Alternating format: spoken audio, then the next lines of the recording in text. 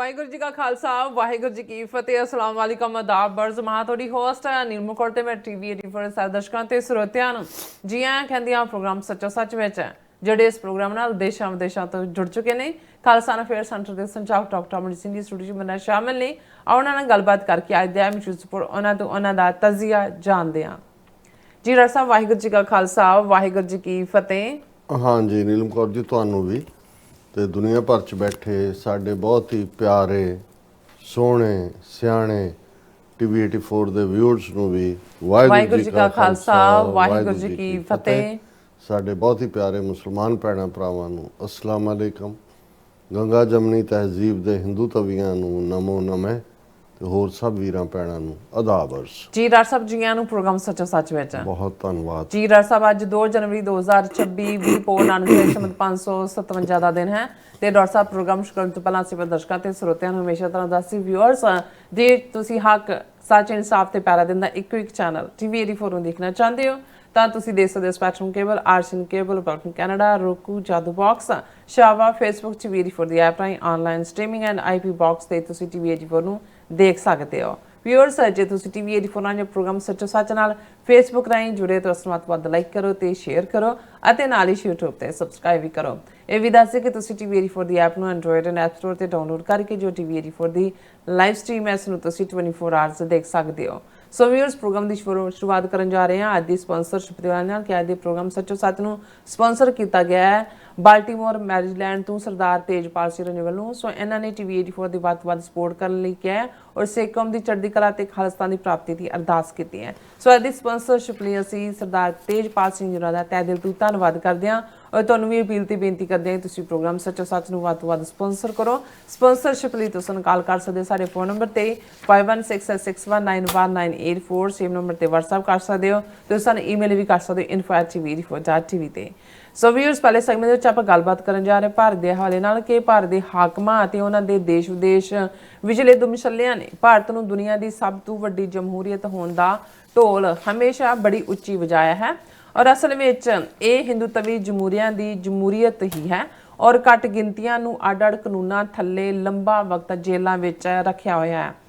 Delhi university ਦੇ ਇੱਕ ਵਿਦਿਆਰਥੀ ਉਮਰ ਖਾਲਿਦ ਦਾ ਕੇਸ ਇਸ ਵੇਲੇ ਦੁਨੀਆ ਭਰ ਵਿੱਚ ਚਰਚਾ ਦਾ ਵਿਸ਼ਾ ਬਣਿਆ ਹੋਇਆ ਹੈ ਜਿਸ ਨੂੰ ਬਿਨਾਂ ਜ਼ਮਾਨਤ ਤੋਂ ਪਿਛਲੇ 5 ਸਾਲਾਂ ਤੋਂ UAPA ਕਾਨੂੰਨਾਂ ਥੱਲੇ ਜੇਲ੍ਹ ਵਿੱਚ ਤਾੜਿਆ ਹੋਇਆ ਹੈ। ਸੋ ਇਸ ਸੰਬੰਧੀ ਅਮਰੀਕਾ ਦੇ 8 ਪ੍ਰਮੁੱਖ ਕਾਨੂੰਨ ਘਾੜਿਆਂ ਜਿਨ੍ਹਾਂ ਵਿੱਚ 6 ਕਾਂਗਰਸਮੈਨਾਂ ਅਤੇ 2 ਸੈਨੇਟਰ ਸ਼ਾਮਲ ਹਨ ਵੱਲੋਂ ਭਾਰਤ ਸਰਕਾਰ ਨੂੰ ਇੱਕ ਪੱਤਰ ਲਿਖਿਆ ਗਿਆ ਹੈ। ਸੋ ਇਸ ਬਾਰੇ ਆਪਾਂ ਗੱਲਬਾਤ ਕਰਨ ਜਾ ਰਹੇ ਹਾਂ। ਸੋ ਅਸੀਂ ਚਾਹਾਂਗੇ ਕਿ ਤੁਸੀਂ ਇਸੇ ਤਰ੍ਹਾਂ ਬਣੇ ਰਹਿਣਾ।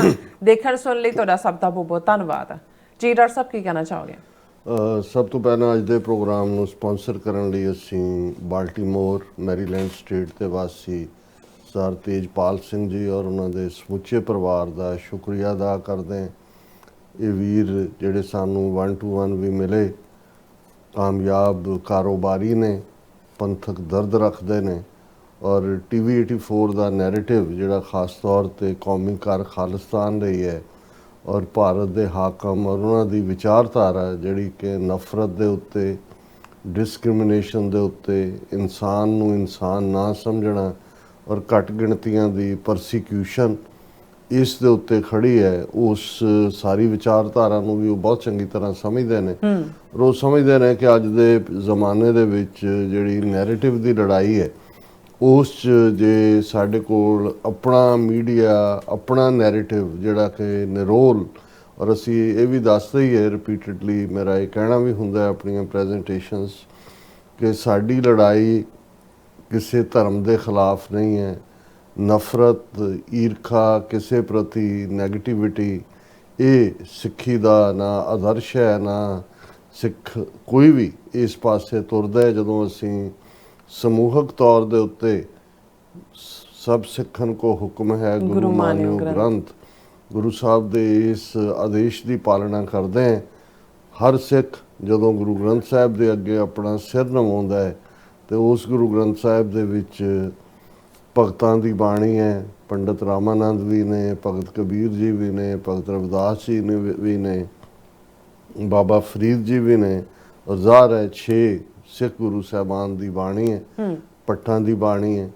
ਸੋ ਜਦੋਂ ਸਾਡਾ ਸਿਰ ਇਸ ਬਾਣੀ ਦੇ ਅੱਗੇ ਝੁਕਦਾ ਹੈ ਤੇ ਫਿਰ ਕਿਸੇ ਪ੍ਰਤੀ ਵੀ ਕੋਈ ਨਫ਼ਰਤ ਦਾ ਵਰਤਾਰਾ, ਔਰ ਸਮੁੱਚਾ ਗੁਰੂ ਗ੍ਰੰਥ ਸਾਹਿਬ ਜਿਹੜਾ ਹੈ ਉਹ ਪਿਆਰ ਦਾ ਸੁਨੇਹਾ, ਸੱਚ ਹੱਕ ਇਨਸਾਫ ਲਈ ਖਲੋਣ ਦਾ ਸੁਨੇਹਾ, ਔਰ ਬਿਨਾਂ ਜ਼ਾਤ ਰੰਗ ਨਸਲ ਧਰਮ ਜੈਂਡਰ ਦੇ ਵਿਤਕਰੇ ਦੇ ਉਹ ਸਮਾਜ ਸਿਰਜਣ ਦੀ ਗੱਲ ਜਿਸ ਪ੍ਰਥਾਏ ਬਾਬਾ ਰਵਿਦਾਸ ਜੀ ਨੇ ਫਰਮਾਇਆ, ਬੇਗਮਪੁਰਾ शहर को नाओ दुख अंदो नहीं तय ठाओ, ना तशवीश खरियाज ना माल, खौफ ना खता ना तरस जवाल, अब मोहे खूब वतन गह पाई, ऊहाँ खैर सदा मेरे भाई, कायम दायम सदा पातशाही, दोम ना सेम एक सो आही।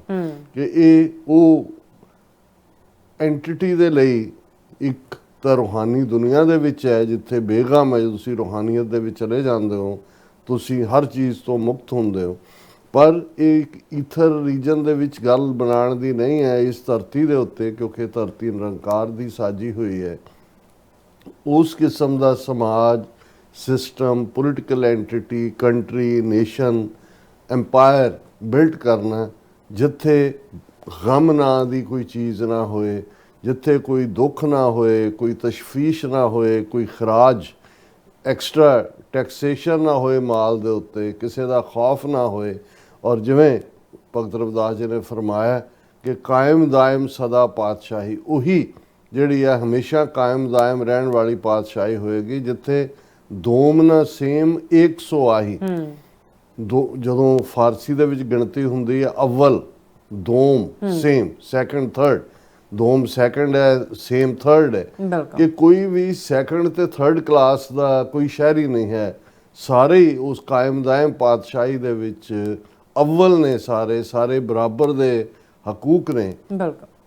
ਔਰ ਇਹੀ ਆਦਰਸ਼ ਗੁਰੂ ਅਰਜਨ ਸਾਹਿਬ ਨੇ ਐਂਡੋਰਸ ਕੀਤਾ, ਐਨਫੋਰਸ ਕੀਤਾ ਕਿ ਇਹੀ ਅਲਟੀਮੇਟਲੀ ਖਾਲਸੇ ਦਾ ਆਦਰਸ਼ ਹੋਏਗਾ, ਸਿੱਖਾਂ ਦਾ ਆਦਰਸ਼ ਹੋਏਗਾ, ਜਿਹਦੇ 'ਚ ਅਸੀਂ ਗੁਰੂ ਅਰਜਨ ਸਾਹਿਬ ਦੀ ਬਾਣੀ ਜਦੋਂ ਪੜ੍ਹਦੇ ਹਾਂ ਕਿ ਹੁਣ ਹੁਕਮ ਹੋਆ ਮਿਹਰਵਾਨ ਦਾ, ਪੈ ਕੋਏ ਨਾ ਕਿਸੇ ਰਿਆਣ ਦਾ, ਸਭ ਸੁਖਾਲੀ ਉਠਿਆ ਇਹ ਹੋਆ ਹਨੇਮੀ ਰਾਜ ਜੀ।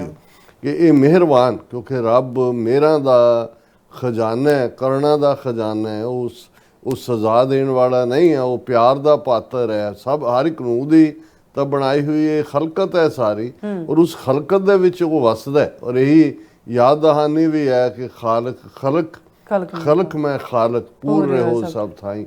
ਇਸ ਲਈ ਜਦੋਂ ਖਲਕਤ ਦੁਖੀ ਹੁੰਦੀ ਹੈ ਤੇ ਫਿਰ ਖਾਲਕ ਉਸ ਦੁੱਖ ਦੇਣ ਵਾਲਿਆਂ ਨੂੰ, ਉਹਨਾਂ ਦਾ ਹੀ ਉਹ ਇੱਕ ਸਰਕਲ ਹੈ ਜਿਹਦੇ ਥੱਲੇ ਅਲਟੀਮੇਟਲੀ ਜਿਹਨੂੰ ਆਮ ਫੋਕ ਵਿਜ਼ਡਮ ਦੇ ਵਿੱਚ ਕਿਹਾ ਜਾਂਦਾ ਹੈ ਵੀ ਅੱਤ ਦਾ ਤੇ ਰੱਬ ਦਾ ਵੈਰ ਹੁੰਦਾ, ਫਿਰ ਅਲਟੀਮੇਟਲੀ ਉਹੀ ਜਿਹੜੇ ਨੇ ਉਸ ਦੇ ਭਾਗੀ ਹੁੰਦੇ ਨੇ।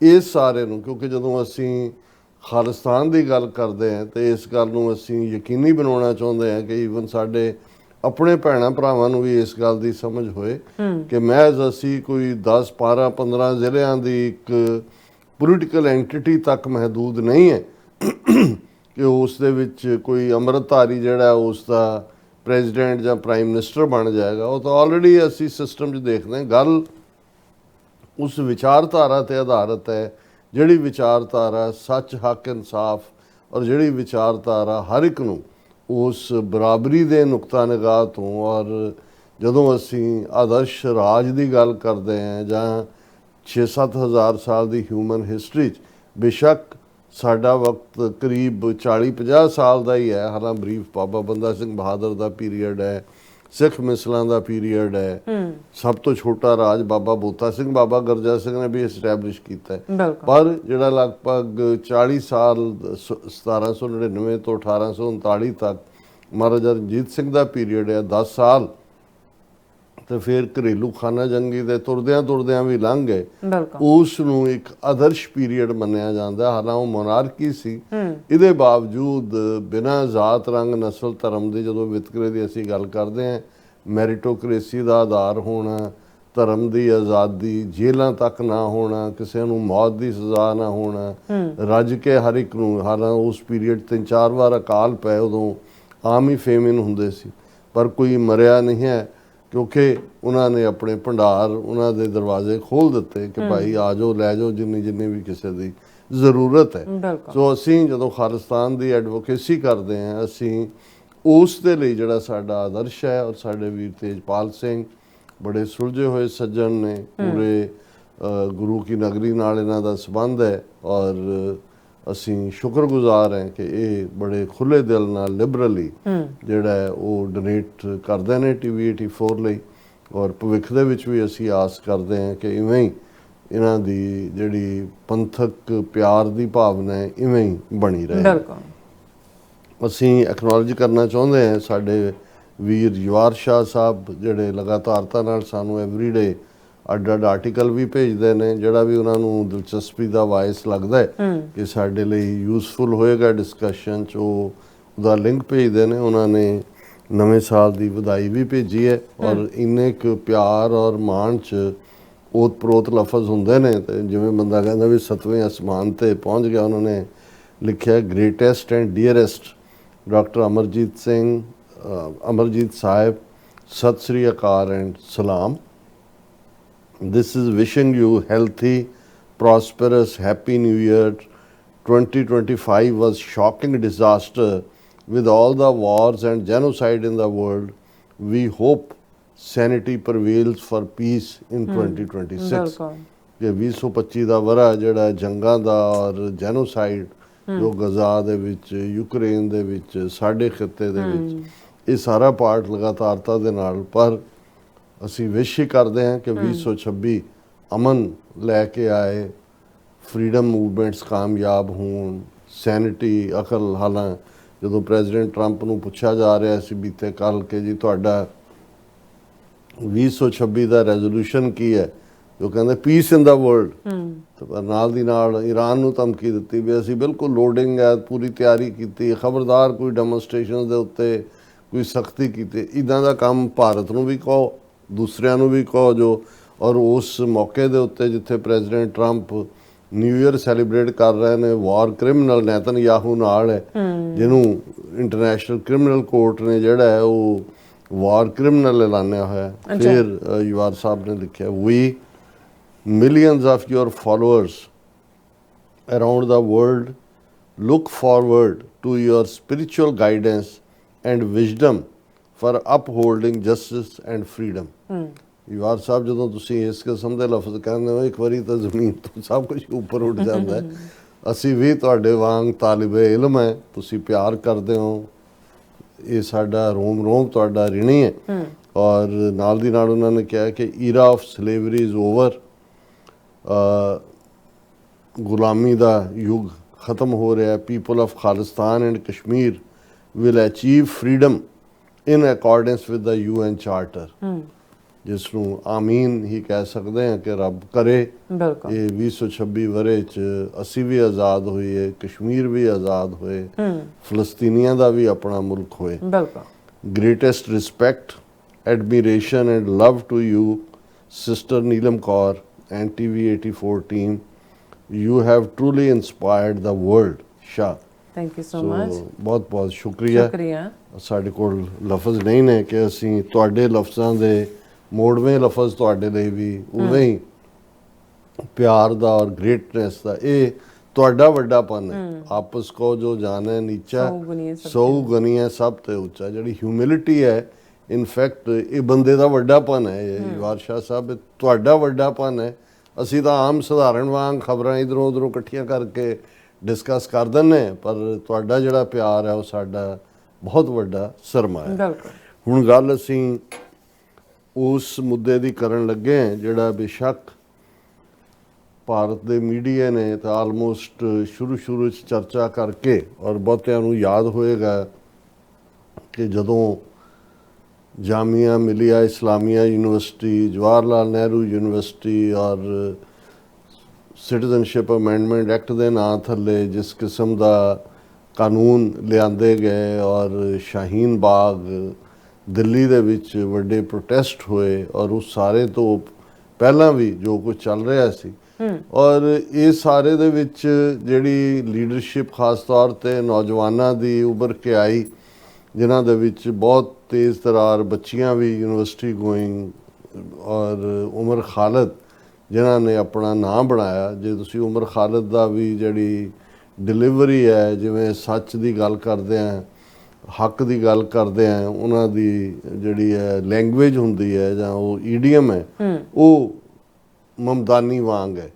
ਔਰ ਇਹਦੇ 'ਚ ਕੋਈ ਸ਼ੱਕ ਨਹੀਂ ਹੈ ਕਿ ਉਸ ਨੇ ਇਨਸਪਾਇਰ ਕੀਤਾ ਸੱਚ, ਹੱਕ, ਇਨਸਾਫ ਦੀ ਗੱਲ ਨੂੰ ਅੱਗੇ ਤੋਰਨ ਦੇ ਲਈ। ਔਰ ਭਾਰਤੀ ਏਜੰਸੀਆਂ ਦੀਆਂ ਨਜ਼ਰਾਂ ਦੇ ਵਿੱਚ ਹਮੇਸ਼ਾ ਉਹ, ਜਿਵੇਂ ਹੁਣ ਮੇਰਾ ਵੱਡਾ ਫਿਕਰ ਇਹ ਹੈ ਕਿ ਜੋ ਪੰਜਾਬ ਯੂਨੀਵਰਸਿਟੀ ਦੀ ਐਜੀਟੇਸ਼ਨ ਦੇ ਦੌਰਾਨ ਜਿਹੜੇ ਯੰਗ ਬੱਚੀਆਂ ਜਿਨ੍ਹਾਂ ਨੇ ਲੀਡਰਸ਼ਿਪ ਦਿੱਤੀ, ਅਗਵਾਈ ਦਿੱਤੀ ਔਰ ਬਿਲਕੁਲ ਇੱਕ ਰੈਸਟ੍ਰੇਨ ਰੱਖਦੇ ਆ ਉਹਨਾਂ ਨੇ ਇਸ ਮੋਰਚੇ ਨੂੰ ਜਿੱਤਿਆ, ਕਿ ਆਨੇ ਬਹਾਨੇ ਜਦੋਂ ਹੀ ਕੋਈ ਉਭਾਰ ਹੁੰਦਾ ਹੈ ਔਰ ਖ਼ਾਸ ਤੌਰ 'ਤੇ ਨੌਜਵਾਨੀ ਨੂੰ ਲੀਡ ਕਰਨ ਵਾਲੇ ਹੁੰਦੇ ਨੇ, ਤਾਂ ਉਹਨਾਂ ਨੂੰ ਇਹ ਹੁੰਦਾ ਹੈ ਕਿ ਭਾਈ ਇਹਨਾਂ ਨੂੰ ਤੁਸੀਂ ਕਿਵੇਂ ਸਾਇਲੈਂਟ ਕਰਨਾ ਹੈ। ਜਾਂ ਉਹਨਾਂ ਦੀ ਹਰਾਸਮੈਂਟ ਹੁੰਦੀ ਹੈ, ਜਾਂ ਕੇਸ ਰਜਿਸਟਰ ਹੁੰਦੇ ਨੇ, ਜਾਂ ਮੁਕਾਬਲੇ ਵੀ ਬਣਾ ਦਿੱਤੇ ਜਾਂਦੇ ਨੇ। ਜਾਂ ਭਾਈ ਅੰਮ੍ਰਿਤਪਾਲ ਸਿੰਘ, ਬੇਸ਼ੱਕ ਉਹਨਾਂ ਦੇ ਕੰਮ ਕਰਨ ਦੇ ਢੰਗ ਨਾਲ ਜਾਂ ਦੂਜੇ ਨਾਲ ਸਾਡੀ ਵੀ ਅਸਹਿਮਤੀ ਹੋ ਸਕਦੀ ਹੈ, ਪਰ ਫੈਕਟ ਆਫ ਦਾ ਮੈਟਰ ਇਹ ਹੈ ਕਿ 8-9 ਮਹੀਨੇ ਦੇ ਪੀਰੀਅਡ 'ਚ ਜਿਹੜਾ ਉਹਨਾਂ ਨੂੰ ਮਿਲਿਆ, ਉਹਨਾਂ ਨੇ ਇਨਸਪਾਇਰ ਕੀਤਾ ਯੂਥ ਨੂੰ।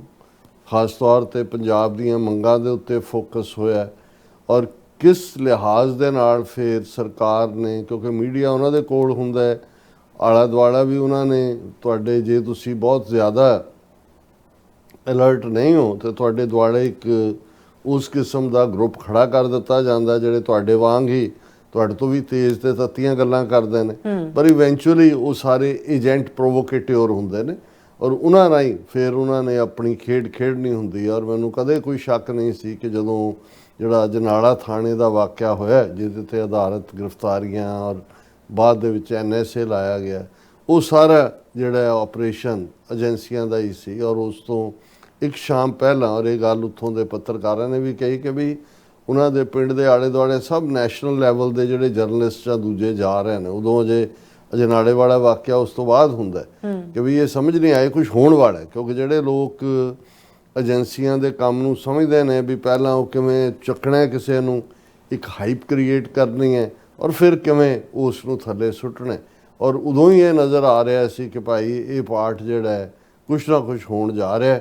ਔਰ ਉਸ ਦਾ ਆਧਾਰ ਬਣਾ ਕੇ ਇਹਦੇ ਬਾਵਜੂਦ ਕਿ ਜੇਲ੍ਹ 'ਚ ਬੈਠਿਆਂ ਵੀ ਅੰਮ੍ਰਿਤਪਾਲ ਸਿੰਘ, ਉਹਨਾਂ ਨੇ 2 ਲੱਖ ਤੋਂ ਜ਼ਿਆਦਾ ਵੋਟਾਂ, ਜਿਹੜੀਆਂ ਮੋਦੀ ਤੋਂ ਵੀ ਜ਼ਿਆਦਾ ਵੋਟਾਂ ਲਈਆਂ ਨੇ, ਲੇਕਿਨ ਈਵਨ ਉਹਨਾਂ ਨੂੰ ਪਾਰਲੀਮੈਂਟ ਦੇ ਕਿਸੇ ਸੈਸ਼ਨ ਦੇ ਵਿੱਚ ਵੀ ਈਵਨ ਬਾਈ ਵੀਡੀਓ ਕਾਨਫਰੰਸਿੰਗ ਵੀ ਜਿਹੜਾ ਉਹ ਪਾਰਟਿਸਿਪੇਟ ਨਹੀਂ ਕਰਨ ਦਿੱਤਾ ਗਿਆ। ਔਰ ਪੰਜਾਬ ਸਰਕਾਰ ਦਾ ਵਕੀਲ ਹਾਈ ਕੋਰਟ ਦੇ ਵਿੱਚ ਕਹਿੰਦਾ ਹੈ ਕਿ ਜੇ ਅੰਮ੍ਰਿਤਪਾਲ ਸਿੰਘ ਨੇ ਜਿਹੜਾ ਕੋਈ ਬਿਆਨ ਦਿੱਤਾ ਤੇ ਇਹ ਪੰਜਾਬ ਦੇ 5 ਦਰਿਆਵਾਂ ਦੇ ਪਾਣੀਆਂ ਨੂੰ ਅੱਗ ਲੱਗ ਜਾਏਗੀ। ਉਸ ਤੋਂ ਅਸੀਂ ਅੰਦਾਜ਼ਾ ਲਾ ਸਕਦੇ ਹਾਂ ਕਿ ਕਿਵੇਂ। ਇਵੇਂ ਹੀ ਉਮਰ ਖਾਲਦ, ਜਿਸ ਦਾ ਕਿਉਂਕਿ ਅੱਜ ਸਮੁੱਚੇ ਨੈਸ਼ਨਲ ਔਰ ਇੰਟਰਨੈਸ਼ਨਲ ਮੀਡੀਆ 'ਚ ਵੀ ਜਿਹੜਾ ਉਹ ਉਮਰ ਖਾਲਦ ਦਾ ਜ਼ਿਕਰ ਹੈ। ਹਾਲਾਂਕਿ ਉਮਰ ਖਾਲਦ ਪਿਛਲੇ 5 ਸਾਲ ਤੇ ਲਗਭਗ ਸਮੇਂ ਤੋਂ ਜੇਲ੍ਹ ਦੇ ਵਿੱਚ, ਉਹਦੀ ਬੇਲ ਵੀ ਨਹੀਂ, ਉਹਦੀ ਸੁਪਰੀਮ ਕੋਰਟ 'ਚ ਵੀ ਰਿਪੀਟਡਲੀ ਜਦੋਂ ਕੋਈ ਥੋੜ੍ਹਾ ਬਹੁਤ ਫੇਵਰੇਬਲ ਜਾਂ ਫੇਅਰ ਜੱਜ ਆਉਣ ਦੀ ਗੱਲ ਹੁੰਦੀ ਸੀ ਤੇ ਤਰੀਕ ਅੱਗੇ ਪਾ ਦਿੱਤੀ ਜਾਂਦੀ ਸੀ, ਜਾਂ ਜੱਜ ਹੀ ਤੇ ਉਹਨੂੰ ਗੈਰ ਹਾਜ਼ਰ ਕਰ ਦਿੱਤਾ ਜਾਂਦਾ ਸੀ। ਔਰ ਇਵੈਂਚੁਅਲੀ ਹੁਣ ਉਹਦੀ ਭੈਣ ਦਾ ਵਿਆਹ 10 ਦਿਨ ਦੀ, ਉਹਨੂੰ 10 ਕੇ 12 ਦਿਨ ਦੀ ਪੈਰੋਲ ਦੇ ਉੱਤੇ ਛੱਡਿਆ। ਉਹਦੇ ਤੇ ਵੀ ਮੈਂ ਦੇਖ ਰਿਹਾ ਸੀ ਸ਼ਰਤਾਂ ਐਵੇਂ ਲਾਈਆਂ, ਉਹ ਸੋਸ਼ਲ ਮੀਡੀਆ ਤੇ ਨਹੀਂ ਜਾਏਗਾ, ਸਿਰਫ ਘਰ ਬੈਠੇਗਾ, ਆਪਣੇ ਦੋਸਤਾਂ ਦਾ, ਆਪਣੇ ਰਿਸ਼ਤੇਦਾਰਾਂ 'ਚ ਵਿਆਹ ਦੀ ਰਸਮ 'ਚ ਹੀ ਸ਼ਾਮਲ ਹੋਏਗਾ। ਹੋਰ ਯਾਨੀ ਕਿ ਇਸ ਕਿਸਮ ਦੇ ਇੱਕ ਪਾਸੇ ਤੁਸੀਂ ਉਸ ਮੁਲਕ ਨੂੰ ਜਮਹੂਰੀਅਤ ਕਹਿੰਦੇ ਹੋ, ਫਰੀडम ਆਫ ਪ੍ਰੈਸ ਦੀ ਗੱਲ ਕਰਦੇ ਹੋ। ਹਾਲਾਂਕਿ ਫਰੀडम ਆਫ ਪ੍ਰੈਸ ਜਾਂ ਅਦਰਵਾਈਜ਼ ਦਾ ਹਾਲ ਕੀ ਹੈ, ਪਿਛਲੇ ਦਿਨਾਂ 'ਚ ਹੀ ਨਵੇਂ ਸਾਲ ਦੇ ਹਵਾਲੇ ਨਾਲ ਐਸੋਸੀਏਟਡ ਪ੍ਰੈਸ ਦੀ ਖਬਰ ਸੀ ਕਿ 128 ਜਰਨਲਿਸਟ ਜਿਹੜੇ ਨੇ 2025 ਦੇ ਵਿੱਚ ਮਾਰੇ ਗਏ ਨੇ ਵਰਲਡ ਵਾਈਡ। ਉਹਨਾਂ ਨੂੰ ਨਿਸ਼ਾਨਾ ਬਣਾਇਆ ਗਿਆ। ਔਰ ਜਿਨ੍ਹਾਂ ਮੁਲਕਾਂ ਦੇ ਵਿੱਚ ਮੈਕਸਿਮਮ ਮਰੇ, ਉਹਨਾਂ 'ਚ journalist were also killed in Yemen, Ukraine, Sudan, Peru, India and elsewhere. ਸਭ ਤੋਂ ਜ਼ਿਆਦਾ ਤਾਂ ਗਜ਼ਾ ਦੇ ਵਿੱਚ ਮਾਰੇ। ਲੇਕਿਨ ਈਵਨ ਇੰਡੀਆ 'ਚ ਵੀ ਉਹਨਾਂ ਜਰਨਲਿਸਟ ਨੂੰ ਜਿਹੜੇ ਇੰਡੀਪੈਂਡੈਂਟ ਰਾਏ ਦਿੰਦੇ ਨੇ, ਉਹਨਾਂ ਨੂੰ ਜਾਂ ਐਲੀਮੀਨੇਟ ਕਰ ਦਿੱਤਾ ਜਾਂਦਾ ਹੈ ਜਾਂ ਉਹਨਾਂ ਨੂੰ ਝੂਠੇ ਕੇਸਾਂ ਦੇ ਵਿੱਚ ਉਲਝਾ ਲਿਆ ਜਾਂਦਾ। ਹੁਣ ਉਮਰ ਖਾਲਦ ਦੇ ਕੇਸ ਦੇ ਵਿੱਚ ਵੀ ਇਸ ਲੈਵਲ ਦਾ ਕਿ ਬੇਲ ਤੱਕ ਨਾ ਹੋਣਾ। ਹਾਲਾਂ ਦੁਨੀਆ ਭਰ ਦੀ ਜੁਡੀਸ਼ਰੀ ਦਾ ਜਿਹੜਾ ਜਿਸ ਨੂੰ ਤੁਸੀਂ ਰੂਲ ਆਫ ਦਾ ਥੰਬ ਕਹਿਣਾ ਹੋਏ ਜਾਂ ਜਿਸ ਦਾ ਪ੍ਰੈਮਿਸ ਹੈ ਇਨੋਸੈਂਟ ਅੰਟਿਲ ਪ੍ਰੂਵਨ ਗਿਲਟੀ, ਕਿ ਜਦੋਂ ਤੱਕ ਗੁਨਾਹਗਾਰ ਸਾਬਤ ਨਹੀਂ ਹੁੰਦਾ ਬੰਦਾ ਬੇਗੁਨਾਹ ਹੈ। ਔਰ ਇਸੇ ਲਈ ਅਦਾਲਤਾਂ ਦੇ ਇਸ ਦੇ ਉੱਤੇ ਹੁੰਦਾ ਹੈ ਕਿ ਵੀ ਜਾਂ ਤਾਂ ਉਸ ਦਾ ਨਿਪਟਾਰਾ ਕਰੋ, ਅਦਰਵਾਈਜ਼ ਇਹ ਕੇਸ ਚੱਲਣਾ ਹੀ ਹੈ। ਔਰ ਕੋਈ ਬੰਦੇ ਨੇ ਕੋਈ ਮਰਡਰ ਨਹੀਂ ਕੀਤਾ ਹੋਇਆ, ਕੋਈ ਦੂਸਰਾ ਨਹੀਂ ਹੈ, ਉਸ ਨੂੰ ਬੇਲ ਆਊਟ ਕਰੋ। ਉਹ ਇੱਥੇ ਬੌਂਡਿੰਗ ਕਹਿੰਦੇ ਨੇ, ਉਹਨੂੰ ਬੌਂਡ ਦਿਓ। ਲੇਕਿਨ ਕਿਸੇ ਇੱਕ ਨੌਜਵਾਨ ਜਿਹਦੇ 'ਚ ਟੈਲੈਂਟ ਹੈ, ਜਿਹੜਾ ਇੱਕ ਸਮਰੱਥਾ ਰੱਖਦਾ, ਮਕਸਦ ਤਾਂ ਇਹ ਹੈ ਹਰਾਸ ਕਰਨਾ, ਵਿਲ ਨੂੰ ਤੋੜਨਾ। ਜਦੋਂ ਤੁਹਾਡੀ ਜ਼ਿੰਦਗੀ ਦੇ 5-6 ਕੀਮਤੀ ਸਾਲ ਜਿਹੜੇ ਮੋਸਟ ਪ੍ਰੋਡਕਟਿਵ ਹੁੰਦੇ ਨੇ ਉਹ ਨਿਕਲ ਜਾਂਦੇ ਨੇ, ਉਸ ਤੋਂ ਬਾਅਦ ਹੁਣ ਅਸੀਂ ਜਦੋਂ ਬੰਦੀ ਸਿੰਘਾਂ ਦੀ ਰਿਹਾਈ ਦੇ ਮੁੱਦੇ ਦੀ ਗੱਲ ਕਰਦੇ ਹਾਂ, ਈਵਨ ਜਿਹੜੇ ਕ੍ਰਿਮੀਨਲ ਜਿਨ੍ਹਾਂ ਦੀ ਕਨਵਿਕਸ਼ਨ ਵੀ ਡੈਥ ਦੇ ਵਿੱਚ ਹੁੰਦੀ ਸੀ ਇੱਕ ਜ਼ਮਾਨੇ 'ਚ, ਉਹਦੇ 'ਚ ਹੁੰਦਾ ਸੀ ਕਿ 14 ਸਾਲ ਦੀ ਸਜ਼ਾ ਹੈ। 14 'ਚ ਵੀ ਇਹ ਹੁੰਦਾ ਸੀ ਕਿ ਵੀ ਦਿਨ ਤੇ ਰਾਤ ਕਾਊਂਟ ਕਰਕੇ 7.5 ਸਾਲ ਬਾਅਦ ਬੰਦੇ ਬਾਹਰ ਆ ਜਾਂਦੇ ਸੀ। ਹੁਣ 30 ਸਾਲ 35 ਸਾਲ ਹੋ ਗਏ। ਹੁਣ ਇਹਨਾਂ ਨੇ ਆਪਣੇ ਤਾਂ ਜਿਹੜੇ ਰੇਪਿਸਟ ਨੇ ਉਹ ਉਨਾਓ ਰੇਪ ਕੇਸ ਦਾ ਸੈਂਗਰ, ਉਸ ਦੀ ਜ਼ਮਾਨਤ ਹਾਈ ਕੋਰਟ ਕਰ ਦਿੰਦਾ ਰੇਪ ਕੇਸ ਦੇ ਵਿੱਚ। ਅੱਛਾ, ਕ੍ਰਿਮੀਨਲ ਸਾਰੇ ਜਿਹੜੇ ਇਹਨਾਂ ਨੇ ਮੋਦੀ, ਅਮਿਤ ਸ਼ਾਹ ਜੋ ਔਰ ਇਹਨਾਂ ਦੀ ਸਾਰੀ ਟੀਮ ਸਭ ਬਾਹਰ। ਕਰਨਲ ਪ੍ਰੋਤ, ਸਾਧਵੀ ਪ੍ਰਿਗਿਆ ਜਿਨ੍ਹਾਂ ਨੂੰ ਜਿਹੜਾ MP ਤੱਕ ਬਣਾਇਆ ਗਿਆ, ਉਹ ਕਰਨਲ ਪ੍ਰੋਤ ਨੂੰ ਵਾਪਸ ਜਿਹੜਾ ਕਿ ਸਰਵਿੰਗ ਭਾਰਤੀ ਇੰਟੈਲੀਜੈਂਸ ਮਿਲਟਰੀ ਇੰਟੈਲੀਜੈਂਸ ਦਾ ਕਰਨਲ ਹੁੰਦਿਆਂ ਉਹਨੇ ਮਾਲੇਗਾਓਂ ਔਰ ਦੂਸਰੇ ਜਿਹੜੇ ਧਮਾਕੇ ਕੀਤੇ, ਹੇਮੰਤ ਕਾਰਕਰੇ ਜਿਹਨੇ ਇਹ ਸਾਰਾ ਜਿਹੜਾ ਇਹਨਾਂ ਦਾ ਕ੍ਰਿਮੀਨਲ ਜਿਹੜੀ ਬ੍ਰਿਗੇਡ ਇਹ ਸਾਰਿਆਂ ਨੂੰ ਐਕਸਪੋਜ਼ ਕੀਤਾ, ਉਸ ਨੂੰ ਉਹਨਾਂ ਨੇ ਮੁੰਬਈ ਬੰਬ ਧਮਾਕਿਆਂ ਦੇ ਬਹਾਨੇ ਹੇਮੰਤ ਕਾਰਕਰੇ ਨੂੰ ਐਲੀਮੀਨੇਟ ਕਰ ਦਿੱਤਾ। ਹੁਣ ਉਮਰ ਖਾਲਦ ਦਾ ਕੇਸ ਪਿਛਲੇ ਦਿਨਾਂ 'ਚ ਕੁਛ ਅਰਸਾ ਪਹਿਲਾਂ ਉਮਰ ਖਾਲਦ ਦੇ ਪੇਰੈਂਟਸ, ਉਹਨਾਂ ਦੀ ਇੱਕ ਬੇਟੀ ਯਾਨੀ ਕਿ ਉਮਰ ਖਾਲਦ ਦੀ ਭੈਣ ਅਮਰੀਕਾ 'ਚ ਰਹਿੰਦੀ ਹੈ, ਉਹ ਆ ਨਹੀਂ ਸਕਦੀ ਹੋਣੀ ਜਾਂ ਉਹਨੂੰ ਵੀਜ਼ਾ ਨਹੀਂ ਦਿੰਦੇ ਹੋਣੇ ਜਾਂ ਕਿਵੇਂ, ਤੇ ਉਹ ਪੇਰੈਂਟਸ ਜਿਹੜੇ ਨੇ ਉਹ ਮਿਲਣ ਆਏ। ਸੋ ਇਸ ਪੀਰੀਅਡ 'ਚ ਉਮਰ ਖਾਲਦ ਦੇ ਪੇਰੈਂਟਸ ਨੇ ਕੁਛ ਕਾਂਗਰਸਮੈਨਾਂ ਦੇ ਨਾਲ, ਸੈਨੇਟਰਸ ਦੇ ਨਾਲ ਔਰ ਈਵਨ ਮਮਦਾਨੀ ਦੇ ਨਾਲ ਵੀ ਮੁਲਾਕਾਤ ਕੀਤੀ। ਉਦੋਂ ਅਜੇ ਮਮਦਾਨੀ ਮੇਅਰ ਤਾਂ ਹੁਣ ਬਣਿਆ ਕੱਲ। ਸੋ ਅਸੀਂ ਜਿਹੜਾ ਅੱਜ ਲੈਟਰ 8 ਇਹਨਾਂ ਲਾਅ ਮੇਕਰਸ ਨੇ, ਜਿਨ੍ਹਾਂ ਦੇ ਵਿੱਚ 6 ਕਾਂਗਰਸਮੈਨ ਨੇ, 2 ਸੈਨੇਟਰ ਨੇ। ਅਮਰੀਕਾ ਦੇ ਵਿੱਚ ਸੈਨੇਟਰ ਬਹੁਤ ਪਾਵਰਫੁਲ ਹੁੰਦਾ ਹੈ। ਸੈਨੇਟਰ ਆਮ ਮਾਮਲਿਆਂ ਦੇ ਵਿੱਚ ਬਹੁਤ ਘੱਟ ਕਹਿੰਦੇ ਨੇ ਸੈਨੇਟ, ਕਿਉਂਕਿ ਵੈਸੇ ਵੀ ਸੈਨੇਟਰ ਦੀ ਟਰਮ 6 ਸਾਲ ਹੁੰਦੀ ਹੈ ਔਰ ਸੈਨੇਟਰ ਡਾਇਰੈਕਟ ਵੋਟਾਂ ਦੇ ਨਾਲ, ਕਾਂਗਰਸਮੈਨ 2 ਸਾਲ ਬਾਅਦ ਚੁਣਿਆ ਜਾਂਦਾ। ਜਦੋਂ ਕੋਈ ਸੈਨੇਟਰ ਬੋਲਦਾ ਹੈ ਉਹ ਮੱਚ ਮੋਰ ਪਾਵਰਫੁਲ ਹੁੰਦਾ। ਸੋ ਇਸ ਮਾਮਲੇ 'ਚ ਜਿਹੜਾ 8 ਜਿਹੜੇ ਨੇ ਟੋਟਲ ਲਾਅ ਮੇਕਰ, ਕਿਉਂਕਿ ਜਦੋਂ ਅਸੀਂ US ਕਾਂਗਰਸ ਕਹਿੰਦੇ ਹਾਂ ਤਾਂ ਉਹਦੇ 'ਚ ਹਾਊਸ ਆਫ ਰਿਪਰੈਜ਼ੈਂਟੇਟਿਵਸ ਔਰ ਸੈਨੇਟ ਇਹ ਦੋਨੋਂ ਹੀ ਸ਼ਾਮਲ ਹੁੰਦੇ ਨੇ। ਔਰ ਉਹਨਾਂ ਨੇ ਇੰਡੀਅਨ ਗਵਰਨਮੈਂਟ ਨੂੰ ਲੈਟਰ ਲਿਖਿਆ ਔਰ ਇਹਦੇ 'ਚ ਜਿਹੜੇ ਲਿਖਣ ਵਾਲੇ ਨੇ ਉਹਨਾਂ 'ਚ ਬਹੁਤ ਪਾਵਰਫੁਲ, ਜਿਵੇਂ Tom Lantos human rights commission ਹੈ ਵਿਦਨ US ਕਾਂਗਰਸ, ਉਸ ਦਾ ਕੋ-ਚੇਅਰ ਹੈ ਮਿਸਟਰ ਜਿਹੜੇ ਨੇ ਜਿਮ ਮੈਕਗਵਰਨ, ਉਹ ਲੀਡ ਕਰ ਰਹੇ ਨੇ। ਇਹ 2nd ਡਿਸਟ੍ਰਿਕਟ ਮੈਸੇਚੂਸਟਸ ਦਾ ਰਿਪਰੈਜ਼ੈਂਟ ਕਰਦੇ ਨੇ। ਤੇ ਦੂਸਰੇ ਜਿਹੜੇ ਲਾਅ ਮੇਕਰ ਨੇ ਜਿਨ੍ਹਾਂ ਨੇ ਇੰਡੀਅਨ ਐਂਬੈਸਡਰ ਨੂੰ ਜਿਹੜਾ ਅਮਰੀਕਾ ਦੇ ਵਿੱਚ ਵਿਨੇ ਕਵਾਤੜਾ ਹੈ ਉਸ ਨੂੰ ਲੈਟਰ ਲਿਖਿਆ ਔਰ ਇਹ ਮੈਕਗਵਰਨ ਔਰ ਦੂਸਰਿਆਂ ਨੇ ਜਿਹੜਾ ਉਮਰ ਖਾਲਦ ਦੇ ਪੇਰੈਂਟਸ ਦੇ ਨਾਲ ਦਸੰਬਰ ਦੇ ਵਿੱਚ ਹੀ ਮੁਲਾਕਾਤ ਕੀਤੀ। ਔਰ ਇਸ ਤੋਂ ਪਹਿਲਾਂ ਕਿ ਵੀ ਉਹਨਾਂ ਨੇ ਕੀ ਲਿਖਿਆ ਮੈਂ ਇਹ ਦੱਸਦੇ ਹਾਂ ਕਿ ਵੀ ਦੂਸਰੇ ਕਾਂਗਰਸਮੈਨ ਤੇ ਸੈਨੇਟਰ ਕੌਣ ਨੇ ਜਿਨ੍ਹਾਂ ਨੇ ਇਹ ਲੈਟਰ ਤੇ ਦਸਤਖਤ ਕੀਤੇ ਨੇ। ਉਹਨਾਂ 'ਚ congressman Jamie Raskin, senator Chris Van Hollen, ਬੜਾ ਪਾਵਰਫੁਲ ਸੈਨੇਟਰ ਹੈ, ਸੈਨੇਟਰ ਪੀਟਰ ਵੈਲਚ, ਇਹ ਵੀ ਬੜਾ ਮੁਖਰ ਹੈ ਹਿਊਮਨ ਰਾਈਟਸ ਦੇ ਮੁੱਦਿਆਂ ਤੇ, ਕਾਂਗਰਸਵੂਮਨ ਪ੍ਰਮਿਲਾ ਜੈਪਾਲ, ਇਹ ਹਿੰਦੂ ਲੇਡੀ ਹੈ ਸਿਆਟਲ ਏਰੀਏ ਤੋਂ, ਕਾਂਗਰਸਮੈਨ ਰਸ਼ੀਦਾ ਤਾਲੇਬ, ਕਾਂਗਰਸਵੂਮਨ ਜੈਨ ਸ਼ਵਾਸਕੀ, ਕਾਂਗਰਸਮੈਨ ਲਾਇਡ ਡੋਗੇਟ। ਔਰ ਇਹ ਇਹਨਾਂ ਦਾ ਜਿਹੜਾ 8 ਇਹਨਾਂ ਜਿਵੇਂ 2 ਸੈਨੇਟਰ ਔਰ 6 ਕਾਂਗਰਸਮੈਨ ਇਹਨਾਂ ਨੇ ਇਹ ਲੈਟਰ ਲਿਖਿਆ ਔਰ ਇਸ ਦੇ ਵਿੱਚ ਉਹਨਾਂ ਨੇ ਬੜੀ ਕਲੀਅਰਲੀ ਜਿਹੜਾ ਉਹ ਇੰਡੀਅਨ ਗਵਰਨਮੈਂਟ ਨੂੰ ਇਹ ਕਿਹਾ ਕਿ ਭਾਈ ਤੁਸੀਂ ਇਸ ਗੱਲ ਦਾ ਧਿਆਨ ਰੱਖੋ ਕਿ ਵੀ ਇਹ Umar Khalid has been detained without bail for 5 years under UAPA. ਇਹ ਉਹਨਾਂ ਦੇ ਹੁਣ ਲੈਟਰ ਦੇ ਕੰਟੈਂਟ ਹੈ ਕਿ ਉਮਰ ਖਾਲਿਦ ਪਿਛਲੇ 5 ਸਾਲ ਤੋਂ ਬਿਨਾਂ ਜਿਹੜਾ ਉਹ ਜ਼ਮਾਨਤ ਤੋਂ ਜੇਲ੍ਹ ਦੇ ਵਿੱਚ ਬੰਦ ਹੈ।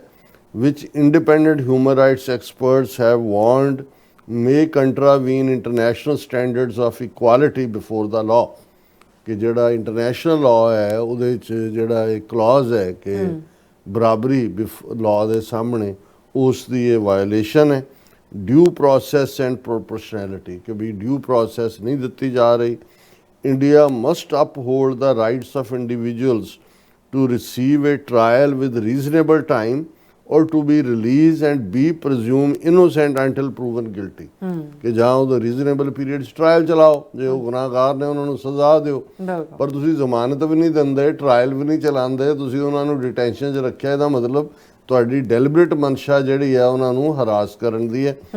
We request that your government share steps taken to assure that judicial proceedings against Khali and co-accused who remain in detention comport with international standard। ਉਮਰ ਖਾਲਿਦ ਔਰ ਜਿਹੜੇ ਉਹਨਾਂ ਦੇ ਕੋ-ਅਕਿਊਜ਼ਡ ਵੀ ਨੇ, ਉਹਨਾਂ ਨੇ ਕਿਹਾ ਜੀ ਪ੍ਰੋਪਰ ਜਾਂਦਾ ਟਰਾਇਲ ਕਰੋ, ਸਜ਼ਾ ਦਿਓ, ਜਾਂ ਉਹਨਾਂ ਨੂੰ ਬੇਲ ਆਊਟ ਕਰੋ, ਵੀ ਇਹ ਤੁਸੀਂ ਵਾਇਲੇਸ਼ਨ ਕਰ ਰਹੇ ਹੋ ਇੰਟਰਨੈਸ਼ਨਲ ਲਾਅ ਦੀ। ਔਰ ਉਹਨਾਂ ਨੇ ਇਸ ਦੇ ਉੱਤੇ ਬੜੀ ਮਜ਼ਬੂਤ ਲਾਈਨ ਲਈ ਹੈ।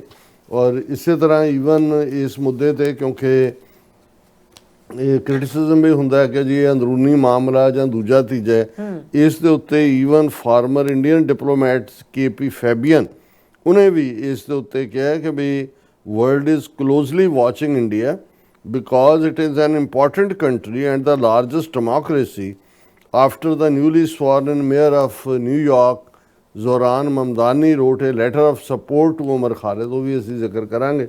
ਔਰ ਉਹਨੇ ਇਹ ਕਿਹਾ ਫਾਰਮਰ ਡਿਪਲੋਮੈਟ ਨੇ ਕਿ ਵੀ ਜੋ ਕੁਝ ਬੰਗਲਾਦੇਸ਼ 'ਚ ਹੋ ਰਿਹਾ ਹੈ, ਜੇ ਹਿੰਦੂਆਂ ਦੇ ਉੱਤੇ ਅਟੈਕ ਹੁੰਦਾ ਹੈ ਤੇ ਇੰਡੀਆ ਜਿਹੜਾ ਹੈ ਅਸੀਂ ਬਿਆਨਬਾਜ਼ੀ ਕਰਦੇ ਹਾਂ, ਆਪਣਾ ਕੰਸਰਨ ਸ਼ੋਅ ਕਰਦੇ ਹਾਂ, ਔਰ ਫਿਰ ਜੇ ਭਾਰਤ ਦੇ ਵਿੱਚ ਕੁਝ ਧੱਕਾ ਹੋ ਰਿਹਾ ਤੇ ਬਾਹਰਲਾ ਕੋਈ ਆਪਣਾ ਕੰਸਰਨ ਕਿਉਂ ਨਹੀਂ ਸ਼ੋਅ ਕਰ ਸਕਦਾ? ਇਹ ਕਿਵੇਂ ਇੰਟਰਨਲ ਅਫੇਅਰਸ ਦੇ ਵਿੱਚ ਇੰਟਰਫੀਅਰੈਂਸ ਹੈ? So your very assumption that certain things are internal, therefore foreigners cannot take any interest is wrong because we are practicing differently। ਕਿ ਵੀ ਅਸੀਂ ਨਹੀਂ ਮੰਗ ਕਰਦੇ ਵੀ ਇੱਥੇ ਸਾਡੇ ਹੱਕਾਂ ਦੇ ਨਾਲ ਇਹ ਹੋ ਰਿਹਾ, ਹਿੰਦੂਆਂ ਦੇ ਨਾਲ ਆ। ਈਵਨ H1B ਵੀਜ਼ੇ ਦੇ ਉੱਤੇ ਅਮਰੀਕਾ ਦਾ ਅੰਦਰੂਨੀ ਮਾਮਲਾ ਹੈ ਕਿ ਉਹਨੂੰ ਦੇਣਾ। ਇੰਡੀਆ ਕਹਿ ਰਿਹਾ ਜੀ ਸ਼ੋ ਕੰਪੈਸ਼ਨ ਸ਼ੋ। ਉਦੋਂ ਤੁਹਾਨੂੰ ਸ਼ਰਮ ਨਹੀਂ ਆਉਂਦੀ ਕਿ ਵੀ ਤੁਸੀਂ ਜਿਹੜਾ ਉਹ ਇੰਟਰਨਲ ਮਾਮਲਿਆਂ 'ਚ ਦਖਲਅੰਦਾਜ਼ੀ ਕਰ ਰਹੇ ਹੋ? ਔਰ ਫਿਰ ਉਹਨੇ ਕਿਹਾ ਸਾਬਕਾ ਡਿਪਲੋਮੈਟ ਨੇ ਕਿ since India is the largest democracy what happens in India is of interest to the rest of the world. ਜੋ ਉੱਥੇ ਹੁੰਦਾ ਹੈ ਸਾਰੀ ਦੁਨੀਆ ਦੇਖ ਰਹੀ ਹੈ। The world is looking at India very closely because India is an important country. We are the largest democracy, so we cannot ask the world to stop looking at India। ਤੁਸੀਂ ਕਹੋ ਜੀ ਅਸੀਂ ਜੋ ਮਰਜ਼ੀ ਕਰੀ ਜਾਈਏ, ਖਬਰਦਾਰ ਸਾਨੂੰ ਕਿਸੇ ਨੇ ਕੁਝ ਕਿਹਾ। And when they look at India, they have seen that many of the accused have been released because of lack of evidence। ਕਿ ਵੀ ਇੱਕ ਪਾਸੇ ਤਾਂ ਤੁਸੀਂ ਜਿਹੜੇ ਗੁਨਾਹਗਾਰ ਨੇ ਉਹਨਾਂ ਨੂੰ ਛੱਡ ਦਿੰਦੇ ਹੋ, ਪਰ ਦੂਜੇ ਪਾਸੇ ਜਿਨ੍ਹਾਂ ਦੇ ਕੋਲ ਜਿਨ੍ਹਾਂ ਨੇ ਕੁਝ ਵੀ ਨਹੀਂ ਕੀਤਾ ਹੋਇਆ ਉਹਨਾਂ ਨੂੰ ਤੁਸੀਂ ਵਰਿਆਂ ਬੱਦੀ ਅੰਦਰ ਤਾੜ ਦਿਓ। ਸੋ ਅਸੀਂ ਸਮਝਦੇ ਹਾਂ ਵੀ ਇਹ ਇੱਕ ਚੰਗੀ ਗੱਲ ਹੈ। ਕਾਸ਼ ਕਿ ਇਸ ਕਿਸਮ ਦੇ ਹੀ ਜਿਹੜਾ ਸਟੈਂਡ ਆਉਣ ਵਾਲੇ ਦਿਨਾਂ 'ਚ ਜਿਹੜੇ 35 ਸਾਲ ਤੋਂ ਸਿੱਖ ਪੋਲੀਟੀਕਲ ਪ੍ਰਿਜ਼ਨਰ ਨੇ ਜਾਂ ਈਵਨ ਇਲੈਕਟਿਡ ਭਾਈ ਅੰਮ੍ਰਿਤਪਾਲ ਸਿੰਘ ਵਰੋ, ਉਹਨਾਂ ਦਾ ਤਾਂ ਕੁਝ ਵੀ ਨਹੀਂ ਹੈ। ਉਹਦਾ ਯੂਆਪਾ ਵੀ ਨਹੀਂ ਹੈ ਲਾਇਆ ਹੋਇਆ, NSA ਲਾਇਆ ਹੋਇਆ ਕਿ ਜੀ ਇੱਕ ਜਿਹਨੂੰ ਲੱਖਾਂ ਲੋਕ ਵੋਟ ਪਾ ਕੇ ਚੁਣਦੇ ਨੇ ਉਹ ਤੁਹਾਡੀ ਜਿਹੜੀ ਹੈ ਨੈਸ਼ਨਲ ਸਿਕਿਉਰਿਟੀ ਦੇ ਲਈ ਖਤਰਾ ਹੈ, ਤੇ ਫਿਰ ਕਿਹੜੇ ਉਹ ਨੇ ਜਿਹਨਾਂ ਤੋਂ ਤੁਹਾਨੂੰ ਖਤਰਾ ਨਹੀਂ ਹੈ? ਸੋ ਇਹ ਜਦੋਂ ਤੁਸੀਂ ਟਾਈਮਿੰਗ ਦੇਖਦੇ ਹੋ, ਇਸ ਤੋਂ ਲੱਗਦਾ ਕਿ ਵੀ ਇਹ ਅਮਰੀਕਾ ਨੇ ਅਲਟੀਮੇਟਲੀ ਹੁਣ ਭਾਰਤ ਦੀ ਜਿਹੜੀ ਹੈ ਸੰਘੀ ਨੂੰ ਹੱਥ ਪਾਇਆ ਹੋਇਆ। ਔਰ ਆਉਣ ਵਾਲੇ ਪੀਰੀਅਡ 'ਚ ਅਸੀਂ ਹੋਰ ਮੁੱਦਿਆਂ ਦੇ ਉੱਤੇ ਵੀ ਇਸ ਆਵਾਜ਼ ਦੀ ਵੋਕਲਨੈਸ ਨੂੰ ਮਹਿਸੂਸ ਕਰਾਂਗੇ। ਜੀ ਡਾਕਟਰ ਸਾਹਿਬ ਤੁਹਾਡਾ ਬਹੁਤ ਬਹੁਤ ਸ਼ੁਕਰੀਆ। ਸੋ ਥੱਲੇ ਨੂੰ ਬ੍ਰੇਕ ਤੇ ਜਾਣ ਤੋਂ ਪਹਿਲਾਂ ਅਸੀਂ ਦਰਸ਼ਕਾਂ ਤੇ ਸਰੋਤਿਆਂ ਨੂੰ ਅਪੀਲ ਤੇ ਬੇਨਤੀ ਕਰਦੀ ਵੀਅਰਸ ਜਿਸ ਤਰ੍ਹਾਂ ਤੁਸੀਂ ਜਾਣਦੇ ਹੋ ਕਿ ਟੀਵੀ 84 ਹੱਕ ਸੱਚ ਇਨਸਾਫ ਦੀ ਆਵਾਜ਼ ਬੁਲੰਦ ਕਰ ਰਿਹਾ ਹੈ। ਇਹ ਆਵਾਜ਼ ਤੁਹਾਡੇ ਪਿਆਰ ਸਦਕਾ, ਤੁਹਾਡੇ ਵਿਸ਼ਵਾਸ ਸਦਕਾ, ਤੁਹਾਡੇ ਡੋਨੇਸ਼ਨ ਸਦਕਾ ਹੀ ਹੋ ਸਕਦੀ ਹੈ।